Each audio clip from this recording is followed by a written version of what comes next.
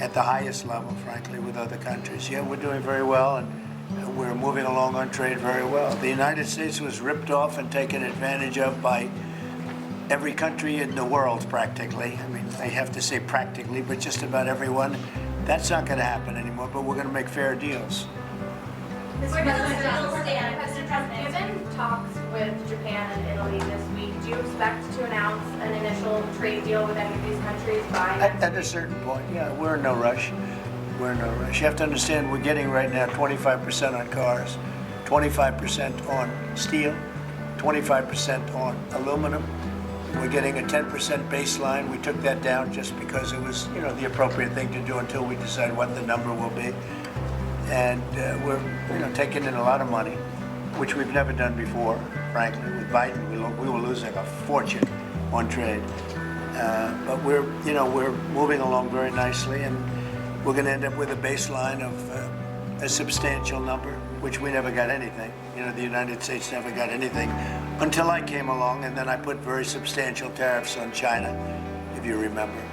And we took in hundreds of billions of dollars, but then we had a rigged election, and it was just one of those little things, and it got away from us because Biden allowed every country in the world to rip off the United States, and I'm here to save our country. Mr. President, on China, Mr. President, you said you have China.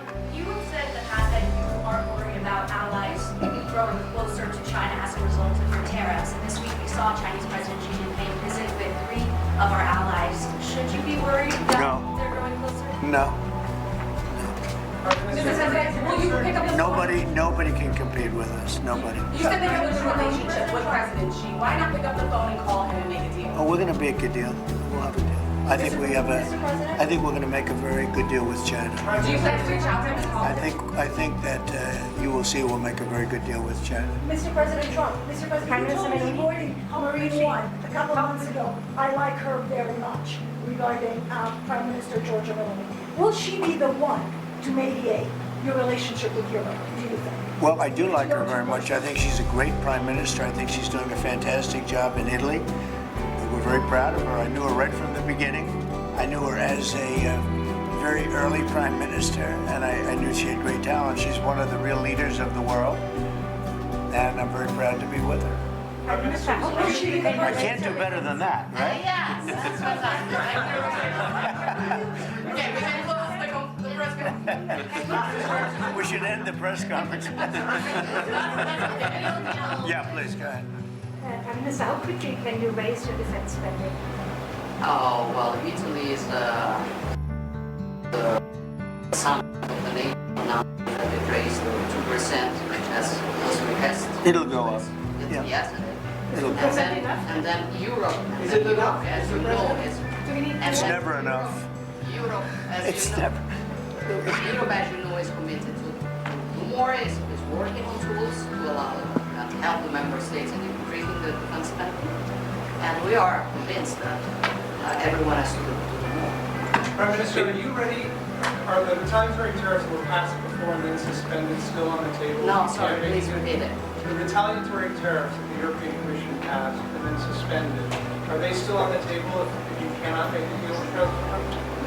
I'm sure we can make a deal, and I'm here to help on that. I cannot deal in the name of the European Union. My goal would be inviting President Trump to pay an official visit to Italy and understand if there's a possibility when he comes to organize also such a meeting with Europe.